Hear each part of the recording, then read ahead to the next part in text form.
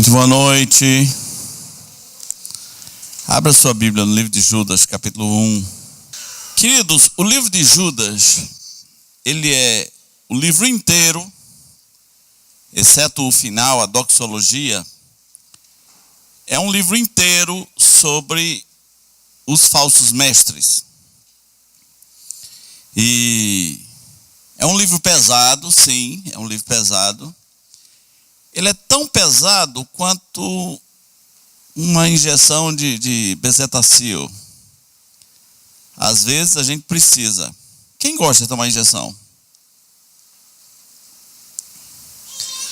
Eu não morro de medo, não. Aliás, eu não tenho um pingo de medo, né? Se vale o conselho, eu tenho uma técnica: não olhe para a agulha. Não é que eu seja molenga assim, mas não olhar é melhor, né? Não olhe para a agulha, pense nas florestas, né? Que dá mais certo. Quem tem medo vai olhar para a agulha e já morreu, né? Desmaia, paga mico, sai na internet. Essas coisas. Mas às vezes algumas injeções são necessárias, algumas vacinas são necessárias. Então, para que a gente não fique apenas na parte pesada do livro, eu queria começar pelo final, que é muito lindo. É apenas um versículo, né? Judas 24, que diz assim: ora, aquele que é poderoso para vos guardar de tropeçar e para vos apresentar puros com exaltação, imaculados diante da sua glória, ao único Deus, nosso Salvador, mediante Jesus Cristo, Senhor nosso, glória, majestade, império e soberania, antes de todas as eras, agora e para todo sempre. Amém. Amém? É um versículo que reforça duas coisas. Em primeiro lugar, a nossa certeza gloriosa da vida eterna, né? O texto diz que ele é poderoso para nos apresentar diante de Deus. Quer dizer, não sou eu que vou me apresentar. É Ele que me apresenta. Ele é poderoso para me guardar de tropeçar. No sentido de que, não é que quer dizer que eu não vá pecar, mas no sentido de que eu não vou descrer de Jesus, eu não vou descrer do Evangelho, eu não vou descrer da minha salvação, porque Ele é poderoso para me guardar de tropeçar, e Ele vai me apresentar diante de Deus, atenção, com exultação e imaculados. Imaculados quer dizer sem mácula, sem mancha nenhuma. Muita gente pensa que o cristianismo é uma religião, entre aspas, de merecimento. O cristianismo, meus irmãos, é uma religião, entre aspas, de zero merecimento. Não há merecimento nenhum. Não há mérito nenhum. Muita gente precisa se libertar disso. Não há méritos. Porque todos os méritos estão em Jesus Cristo. E Ele vai me apresentar diante de Deus imaculado. Não é poderoso demais isso? Não traz alegria demais? Eu sou cheio de máculas, eu não presto. Acredite em mim, eu não presto. No entanto, Ele vai me apresentar diante de Deus imaculado.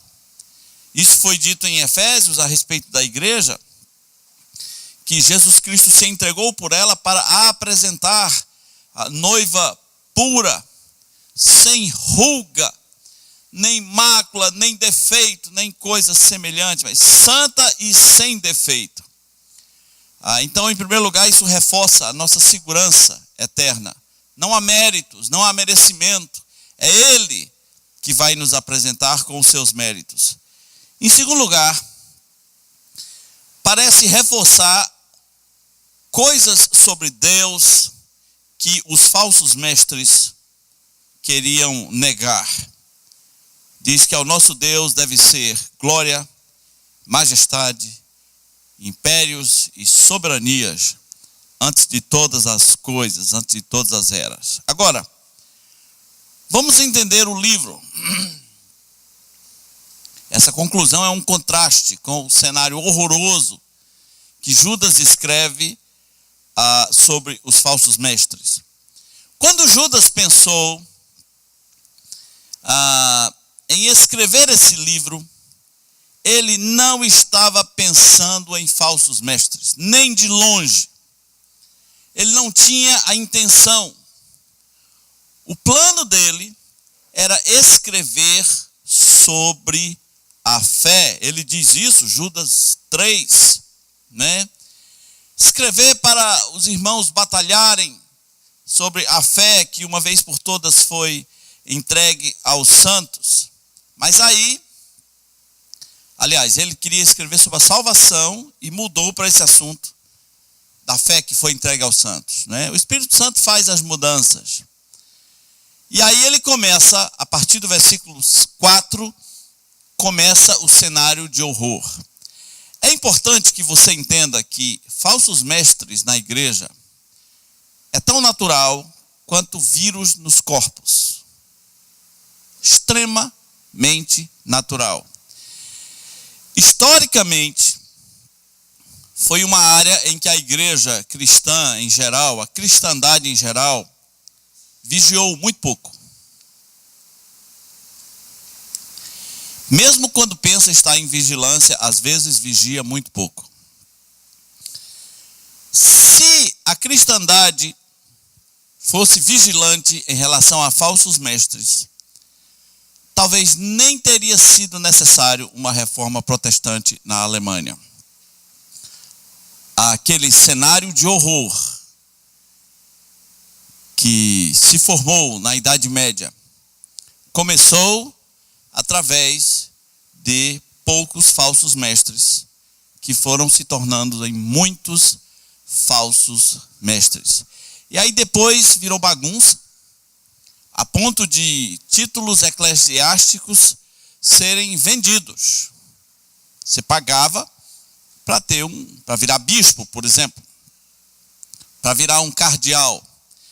Chegou ao ponto de, na antiga igreja católica, a maioria dos padres serem analfabetos, quase incapazes de celebrar uma missa, por exemplo. O cenário era horroroso.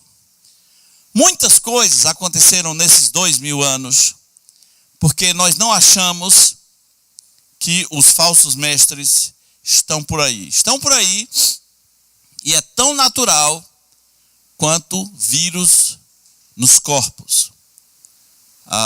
Paulo disse em Éfeso: eu sei que depois da minha partida se levantarão no meio de vós lobos vorazes, que não pouparão o rebanho. Jesus disse: acautelai-vos dos falsos mestres. Eles se apresentam no meio de vós como ovelhas. E para mim, talvez esse seja o maior problema. Eles parecem ovelhas. Talvez se você olhar para ele faz mé. Parece ovelhas. O problema não é o que eles parecem. Eu sou pouco seduzível por aparência, né? Mas os caras parecem ovelhas. Tem cara de santo. Jesus disse: mas por dentro, o problema é o que eles são por dentro. São lobos vorazes. Agora Judas vai descrever em detalhes o plano de ação, o modus operandi dos falsos mestres. Vamos ver versículo 4. Diz assim: certos indivíduos se introduziram com dissimulação. Tem um disfarce. Eles se introduziram. Talvez não sejam cristãos, talvez não sejam nascidos de novo, mas se introduziram no meio do povo de Deus com disfarces, dissimulados, se introduziram no meio da igreja. Diz que são homens ímpios, não são cristãos. São homens ímpios que transformam em libertinagem a graça do nosso Deus e negam o nosso único soberano Senhor Jesus Cristo. Existem coisas que a Bíblia diz sobre os falsos mestres que você não vai encontrar eles dizendo abertamente. Talvez se você perguntar, você nega o soberano Jesus? Não nego não. Não, jamais negaria. Que é isso? Está me estranhando? No entanto, ações acabam negando Jesus. Quando eu digo para uma pessoa que se ela usar o sabonete que eu vou dar na campanha X, eu estou negando Jesus. Estou ou não estou? Sim ou não? Estou negando. Estou tirando o poder de Jesus e transferindo para um sabonete. Quando eu digo a você que Jesus só abençoa você se você fizer o que eu digo, se você, por exemplo, vier 7 sextas-feiras seguidas, ininterruptas, e Jesus só vai te dar a bênção desejada se você fizer isso. Fora disso, não tem a menor condição de ele te abençoar. Eu estou negando Jesus, porque Jesus não é isso. Nem de longe, ele é isso. Então aprenda as primeiras características, são homens ímpios. Homens ímpios. Puxa, mas se eles são ímpios, por que eles estão no meio da igreja? Pergunta curiosa, né?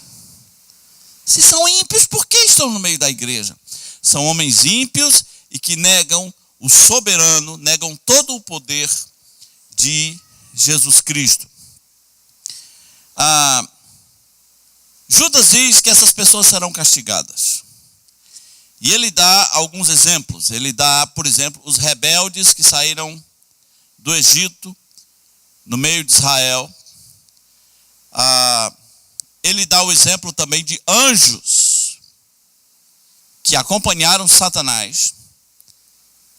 Não poupou anjos. Deus não poupou anjos. Eles estão guardados em algemas para o juízo eterno.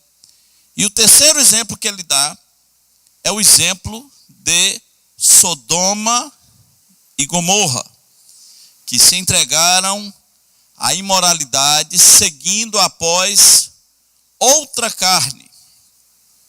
Não sei se você entende o que é esse termo, seguir após outra carne.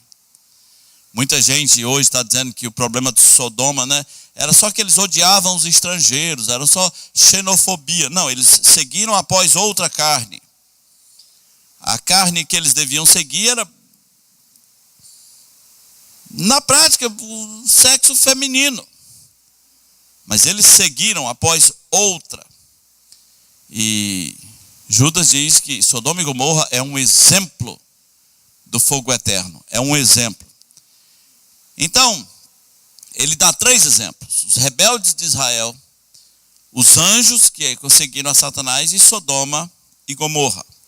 E agora vai começar a descrição mais horrorosa de toda a Bíblia sobre os falsos mestres.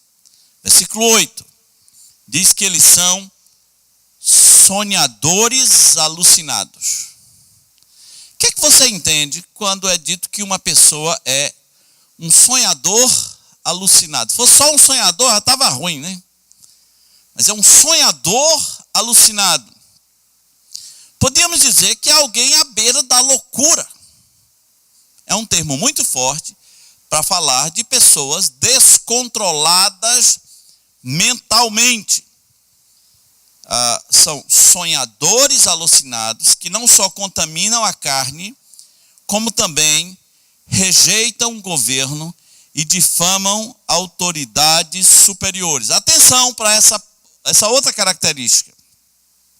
Vá anotando, são ímpios. São homens ímpios. São sonhadores alucinados. Mas também, agora, uma outra característica, eles rejeitam autoridades superiores. E aqui no contexto, essas autoridades superiores não são os políticos.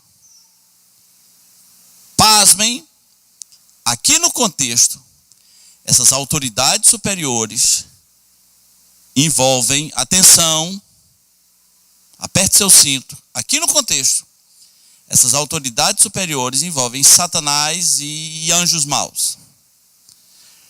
E isso vai ser explicado quando ele diz como foi que Miguel se referiu a Satanás.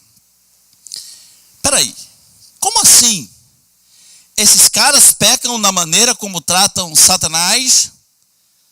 Podemos dizer que sim, e muito. Às vezes, os falsos mestres adoram demônios, no sentido de eles curtem mostrar que o demônio esteve no seu culto. E muitas vezes, o demônio é o centro das atenções. E muito do que nós conhecemos como demonismo não é necessariamente demonismo. Há pessoas que, sob uma alucinação coletiva, sob estresse, farão qualquer coisa. Botarão para fora seus demônios externos. Eu creio em possessão demoníaca, mas muito do que se diz aí sobre demônio, acredite, não é demônio. É indução a um suposto demonismo mental. O irmão estava me contando agora há pouco que numa igreja baixou um demônio e o pastor perguntou: de onde é que você está vindo?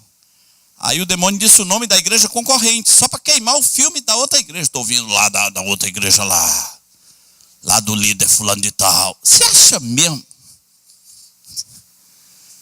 que Satanás está preocupado em vir da igreja concorrente para entrar na outra igreja, para dizer que está vindo da igreja concorrente só para queimar o filme? Muito disso não é demônio.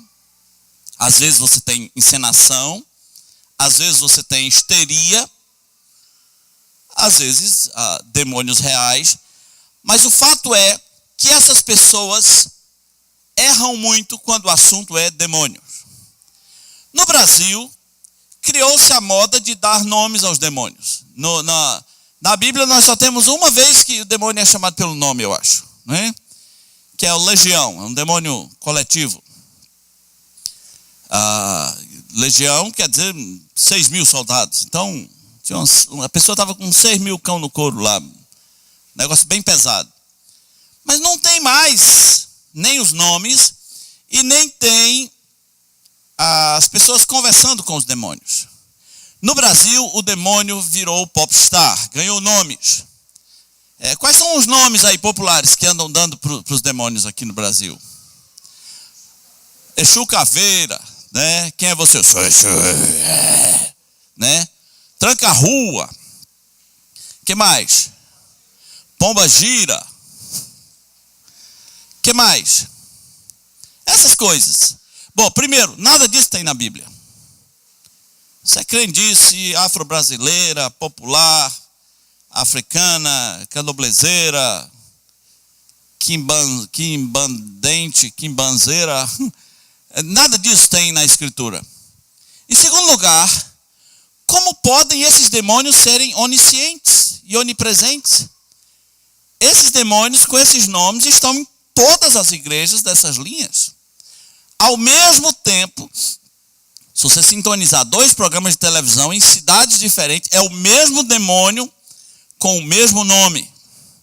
Se você for no outro canal, é o mesmo demônio, está lá. Então, peraí. Como é que o Exu Caveira virou onipresente? Está em todos os lugares.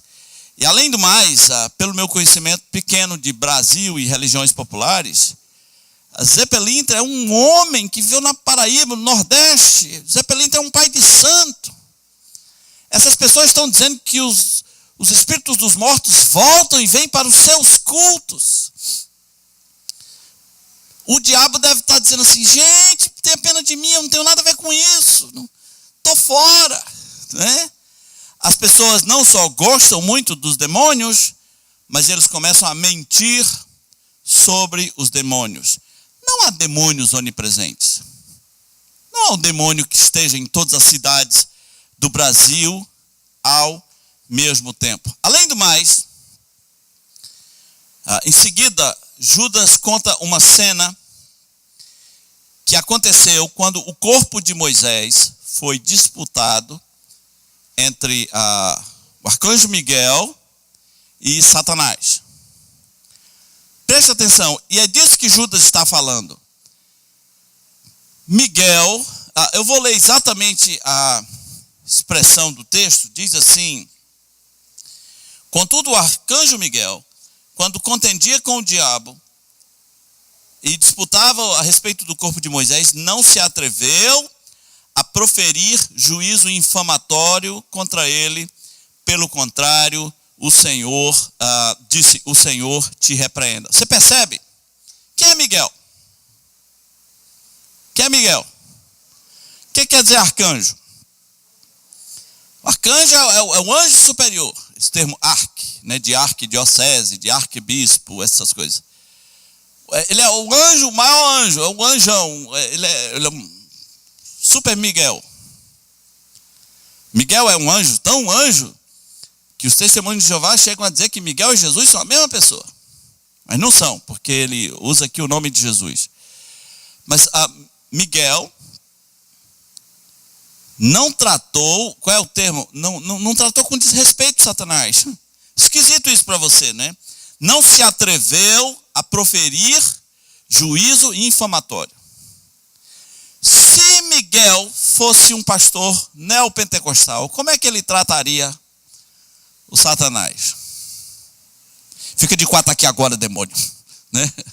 Me diz teu nome agora, né? O que tu quer? Por que tu tá nessa? Né? Seu imundo e tal, e não sei o quê. Rasteja aqui na minha presença, tá amarrado. Não, Miguel não faz nada disso. Miguel apenas disse o quê? O que ele disse? O Senhor te repreenda.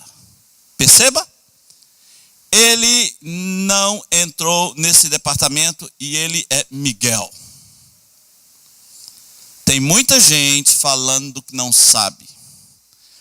Muita gente fazendo coisas que não devia. Muita gente chamando ser humano de demônio, impondo precipitadamente as mãos. Sim, o diabo é uma autoridade superior de alguma área que lhe foi determinada, e eu não quero muita conversa com demônios. Não tenho o menor prazer, não tenho o mínimo prazer em ficar batendo papinho com o demônio. Ai, como é teu nome? O que é que tu quer nessa vida? Eu já sei. Eu já sei de tudo, ou não sei? Que prazer é esse? Que prazer demoníaco é esse que as pessoas têm de ficar falando com espírito maligno? Faça como Miguel. O Senhor te repreenda. E eu não quero papo com você. O Senhor te repreenda. Simples assim. Agora compare isso com esses teatros, com esses shows que você vê nas televisões, em que supostos demônios vêm aos cultos e coisas bizarras acontecem. Outro dia eu vi um vídeo, uma moça ficou supostamente endemoniada no culto. O pastor traz a moça e expõe ela ao ridículo e diz: faz aí, demônio, como é que tu dança lá no funk? Como é que tu dança lá no funk? É uma cena horrorosa. Acontece no meio do culto. Então, que prazer é esse que as pessoas têm nessa interatividade com o demônio? Muita gente, acredite, os caras difamam o diabo, porque tem coisa que não tem nada a ver com o diabo. Se o diabo pudesse processar essas pessoas, se o diabo pudesse processar essas pessoas, ele processaria. Elas difamam autoridades superiores. E autoridades superiores, aqui nesse texto, pelo menos aqui, não está falando de políticos, mas sim do diabo. E ele dá o exemplo de Miguel. Como é que agem essas pessoas em relação ao diabo? Versículo 10 diz: estes, porém, quanto a tudo que não entendem, difamam. E quanto a tudo que compreendem por instinto natural, como brutos sem razão, até nessas coisas se corrompem. Perceba agora o outro adjetivo pesado. São brutos, sem razão. É um animal irracional às vezes, né? Alguns líderes se comportam como animais irracionais. Ai deles, porque prosseguiram pelo caminho de Caim e, movidos por ganância, se precipitaram no erro de Balaão e pereceram na revolta de Coré. Você lembra da primeira característica que demos? Uma das primeiras características foi que são homens ímpios, que dissimuladamente, com disfarce, se introduziram no meio do povo de Deus. E eu fiz uma pergunta: se são ímpios, o que é que eles querem no meio do povo de Deus? E agora Judas vai nos dizer, diz que eles, olha o versículo 11, tem uma coisa que os move. O que é que move essas pessoas, esses falsos mestres? Está no versículo 11. O que é que os move? Movidos por ganância. Simples assim. Bem direto. Então, se são ímpios, o que é que querem no meio do povo de Deus? O que os move é a ganância. Querem tirar proveito de alguma maneira. Judas diz que eles se precipitaram no erro de Balaão. Qual foi o erro de Balaão? Lembra a história de Balaão? Balaão é um conhecedor dos mistérios do Deus Altíssimo. E o rei de Moabe, Balaque, vendo que Israel se aproximava em rumo à terra prometida, disse: eu tenho que parar esse povo. E eu sei de um cara que podia amaldiçoar esse povo. E eu vou oferecer uma grana para ele. E mandou lá recado para Balaão: olha, o rei te dá uma grana para você amaldiçoar os israelitas. E pelo contexto lá, meus irmãos, Balaão se corrompeu. Embora não tenha conseguido amaldiçoar, mas ele aceitou. A Bíblia fala dos que aceitam o prêmio de Balaão. O prêmio de Balaão é estar no ministério por causa de grana. E mesmo quando não é por causa de grana, é por causa de status. Esse é o prêmio de Balaão. Então, homens ímpios com disfarce entraram no meio do povo de Deus. Vai piorar. Versículo 12 diz que estes homens são como rochas submersas. Nós aqui não temos rochas submersas nos nossos rios, porque nós não temos nem rocha, né? Então fica difícil às vezes explicar o que é uma rocha submersa.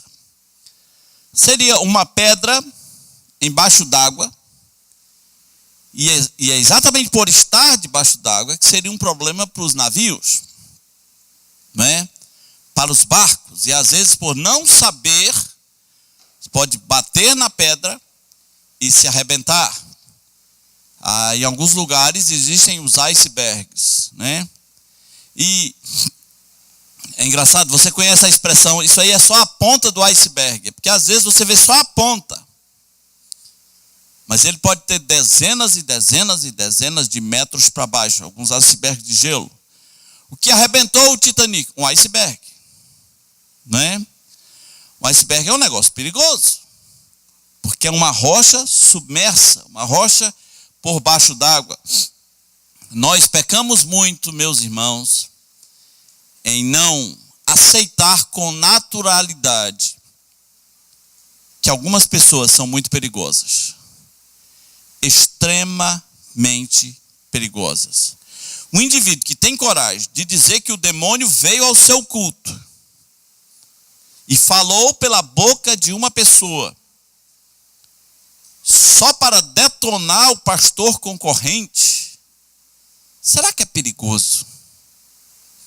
Um pastor que pensa igual, o outro pastor pensa igual, as mesmas práticas, mas para acabar com ele, eu faço aliança nem que seja com o demônio, para acabar com esse desgraçado, né? Eu tenho que destruí-lo. Será que é uma pessoa perigosa? Sim. tão perigoso quanto uma rocha submersa.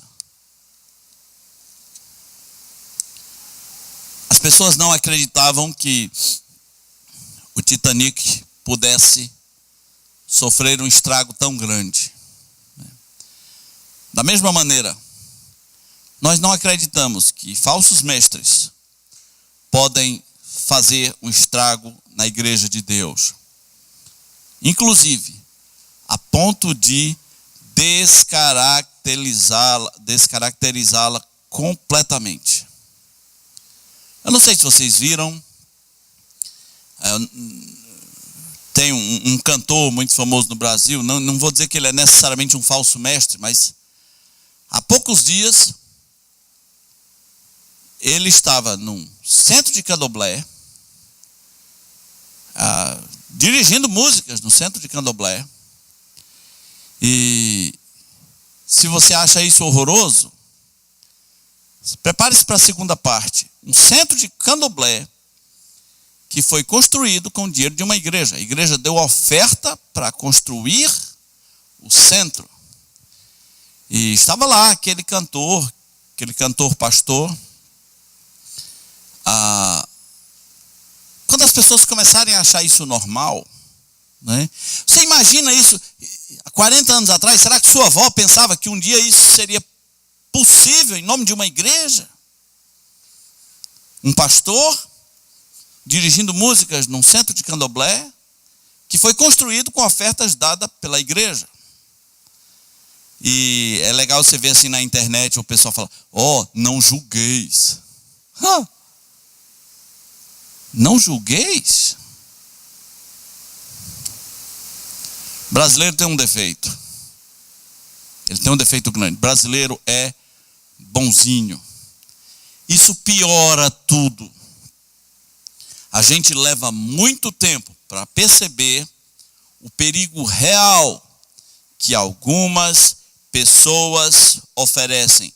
São como rochas submersas em vossas festas de fraternidade, banqueteando-se juntos sem qualquer recato, pastores que a si mesmos se apacentam, ou seja, eles só pensam neles. Eu me lembro da frase de um líder aqui do Brasil, que ele disse: olha, quando o assunto é negócios, eu como a carne, bebo sangue e roo os ossos. Quando o assunto é negócio, para mim não tem negócio de irmão, não.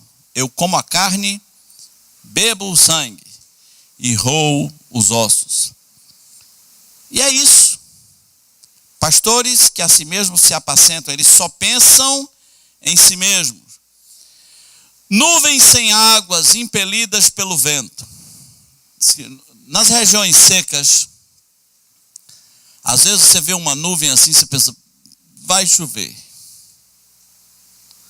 Essa nuvem aí é boa, é legal, vai chover, né? Onde eu nasci, as pessoas falam assim: coloca a lata na biqueira. Vai chover. E ficam olhando para aquela nuvem na esperança de que vai, mas não vai. Porque quando vai chover, chove, né?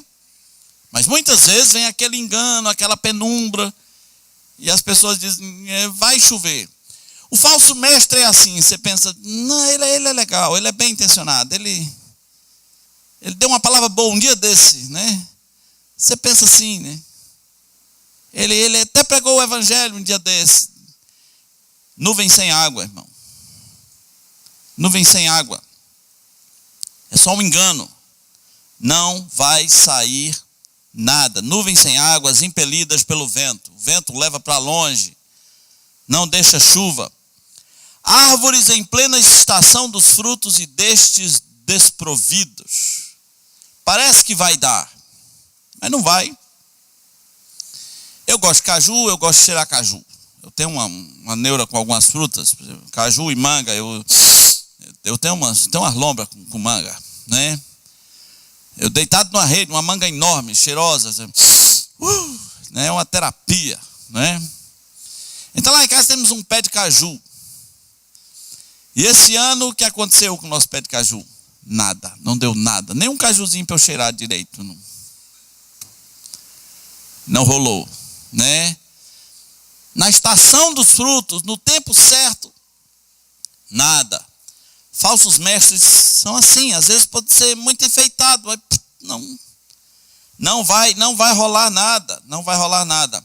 Diz que são árvores duplamente mortas. Puxa vida, duplamente mortas, sem raiz. Agora, olha só versículo 13. Ondas bravias do mar, que espumam suas próprias sujidades. Deixa eu explicar para você isso. Não sei se você já viu o mar.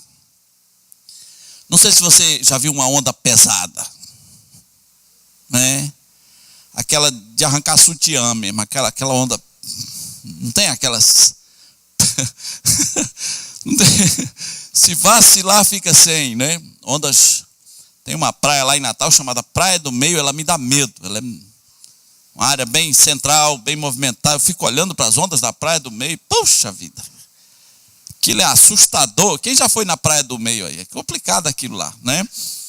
E tem um fenômeno no mar, que às vezes o mar fica muito bravo com essas ondas, e ele começa a jogar as coisas ruins. Na verdade, ele começa a jogar coisas fora.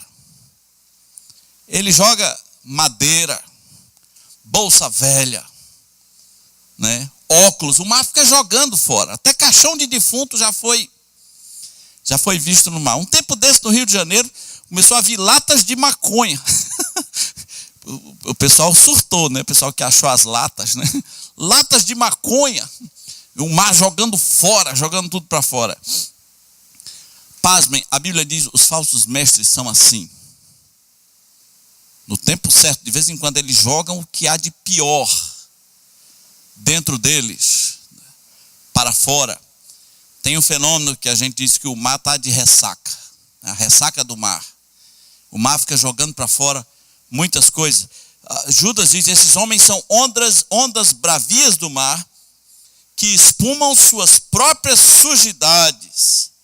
São estrelas errantes para as quais têm sido aguardadas a negridão das trevas. Puxa, são ímpios mesmo. Quanto a estes, foi também que profetizou Enoque, o sétimo depois de Adão, dizendo, eis que veio o Senhor entre suas santas miríades, para exercer juízo contra todos, e para fazer convictos todos os ímpios, acerca de todas as suas obras ímpias, que impiamente praticam, acerca de todas as palavras insolentes que ímpios pecadores proferiram contra eles.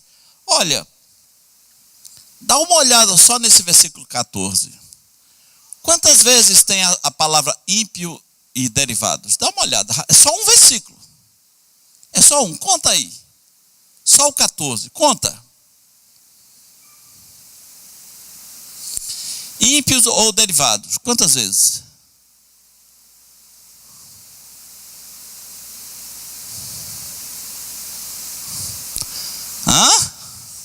Quantas vezes? Você está contando aí? Está contando? Quantas vezes deu? 4? Pastor Ernesto disse que foi 5. Depois vocês se entendam aí. Veja, num versículo só. Ímpios. Com palavras ímpias. Agindo impiamente. Versículo 16. Os tais são murmuradores. São descontentes. Irmãos, uma característica do cristão é o contentamento.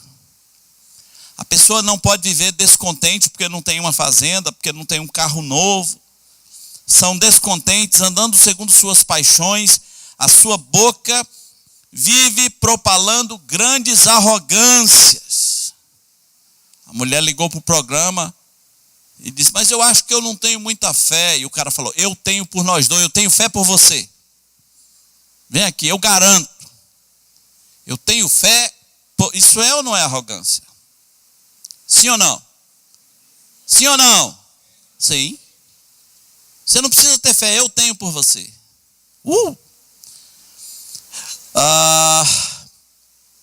são aduladores dos outros. Essa é a minha parte preferida. Quando eu vejo um pastor se esforçando para bajular, para adular, especialmente para adular político, me dá uma coisa ruim. Porque eu cheguei atrasado na hora da distribuição do chip da bajulação. Não sei bajular nem crente. Não sei. Uma irmã uma vez deu uma coisa meio cara para a igreja. E eu falei assim, você sabe que nós não vamos falar seu nome, né? Não vamos. Talvez ela veio de um lugar onde ela seria chamada lá à frente. E seria dito que ela deu isso, mas não vai rolar. Não sei fazer. Não quero fazer. Não gosto de fazer. Acho feio fazer. Acho nocivo fazer. Mas um falso profeta é bajulador. É muito, muito bajulador. E quando eu estou falando falso profeta, esqueça pastores. Tem muito crente complicado. Tem muito cantor complicado. Uma vez um cantor foi cantar no Gugu. E no meio lá das suas falas ele soltou uma pérola. Ele disse, olha Gugu, hoje o seu nome foi escrito no livro da vida.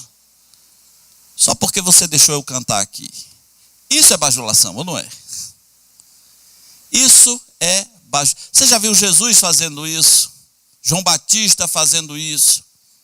Você viu o apóstolo Paulo fazendo isso? Quando você vê um homem, um suposto homem de Deus, se esforçando, feito uma louca, para bajular um vereador. Tem pastor que não pode ver um vereador que tem uma diarreia de emoção. Né? Imagina se visse o Trump. Né? Meu Deus, que loucura é essa? Que desespero é esse de bajular homens, de bajular ricos? Eu soube de um empresário que deu uma oferta de 80 mil. E isso faz mais de 10 anos. Aí, isso é uma oferta, né? Não. Talvez não. E o pastor chamou ele lá na frente para dizer que ele deu essa oferta de 80 mil. E chamou ele lá na frente para orar por ele. E uma pessoa da igreja veio me contar isso com tanta felicidade que o pastor levou a pessoa lá na frente. Eu perguntei assim, o seu pastor fez isso? Hã? O seu pastor faz isso? Por que ele não faz isso com a irmãzinha que deu 10 reais? Hein? Pessoal que deu 20. Por que ele não faz isso com a viúva pobre? Como é o nome disso? É bajulação. Eu não estou dizendo que todo pastor que faz isso é falso profeta. Mas os falsos profetas tinham a característica de serem bajuladores. Poxa vida, aonde estou? São murmuradores, descontentes, a sua boca vive propalando arrogância, são aduladores dos outros por motivos interesseiros. Vós, porém, lembrai-vos das palavras anteriormente proferidas pelos apóstolos do nosso Senhor Jesus, os quais vos diziam, nos últimos tempos haverá escarnecedores andando segundo as suas próprias paixões ímpias. De novo, ímpio. São estes os que promovem divisões, são sensuais. É uma marca de falso profeta ser sensual. Pegaram a semana passada um pastor moderninho, e sua esposa no baile funk. Que eles queriam ser não religiosos, não legalistas. Então, foram lá para o baile funk. São sensuais. Promovem divisões. São sensuais que não têm o Espírito. Vós, porém, amados, edificando-vos na vossa fé santíssima, orando no Espírito Santo, guardai-vos no amor de Deus, esperando a misericórdia do nosso Senhor Jesus para a vida eterna, e compadecei-vos de alguns que estão na dúvida. Irmão, alguns não são falsos profetas, mas ninguém sabe o que são. São indecisos, estão na dúvida. Salvai-os, arrebatando-os do fogo. Quanto a outros, sede também compassivos em temor, detestando até a roupa contaminada pela carne. Se você vê um paletó de uma pessoa dessa, detestando até a roupa. Eu sou radical não, Judas é radical, né? Já pensou nisso? Detestando até a roupa contaminada pela carne. Outros estão na dúvida, ore por eles. Não os critique, porque tem coisas sedutoras nesse mundo. Satanás sabe usar mecanismos de sedução. Não critique os que estão na dúvida, ore por eles. Às vezes a pessoa não teve uma base firme. Ora bolas, muita gente com base firme, de vez em quando, né? Vai para caminhos estranhos, esquisitos. Então os que estão na dúvida, Paulo disse, olha, salve essa gente, como se você fosse arrebatá-los no fogo. Eu só entendo assim, negócio de pegar pesado. Tu é doido? Tu vai crer nisso? Maluco, né? É meio que arrebatando a pessoa do fogo, não tem muita diplomacia, mas ore por eles. De vez em quando nós precisamos repetir isso. Até quando? Até quando vamos falar dos falsos mestres? Até que Jesus volte. Porque daqui até lá, a igreja sempre estará sob risco. Você me conhece. Então talvez você pense assim, o pastor Marco fala tanto nesses negócios que às vezes parece assim que já falou demais. Você acha mesmo? Você acha mesmo? Foi exatamente por não falar demais que algumas igrejas sucumbiram, se descaracterizaram, se transformaram em outra coisa que não tem nada a ver com uma igreja cristã saudável, como instrui o Novo Testamento.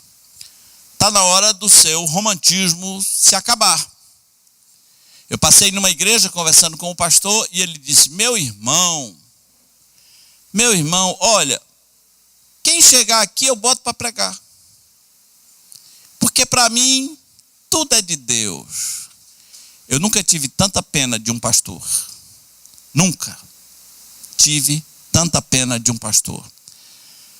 Judas disse, olha, eu queria falar da salvação, mas eu quero falar de vocês batalharem. Às vezes parece que só os pastores batalham, né? De vocês batalharem. Está aí em Judas 1. Eu ia falar da salvação, mas eu preciso falar de vocês batalharem pela fé genuína, a fé que uma vez foi entregue aos santos. Está na hora, meus irmãos, de nós também batalharmos. Quando você vê um parente seu seduzido, vai virar escravo de falso profeta, vai ter a alma sequestrada por alguém que não presta, por alguém que ama o prêmio de Balaão, faça a sua parte. Tente salvar esta pessoa. Talvez o preço que ele vai pagar, que ela vai pagar, é muito caro. Tem gente que perde marido, assim, ó, só porque foi ouvir a um maluco. Perde marido, perde a família. E quando acorda, vira ateu. Fica com tanto ódio de tudo que aconteceu que vai culpar Deus. Ao invés de culpar os seus falsos mestres, vai culpar Deus. Se você ainda pode fazer alguma coisa por alguém, faça como se fosse a um doente no hospital. Às vezes uma visita pode mudar todo o rumo da coisa. Porque se essa pessoa cair na mão de pessoas erradas, acredite, eles não terão misericórdia delas. Eles são pastores que a si mesmo se apacentam. São pastores que a si mesmo se apacentam. Eles não terão misericórdia. Eles vão comer a carne, beber o sangue e roer os ossos. E às vezes até abusar sexualmente. Porque eles não estão nem aí para ninguém. Que Deus nos ajude a batalhar, como Judas disse. Não o pastor batalhar, mas uma igreja firme que batalha pela fé genuína. Amém?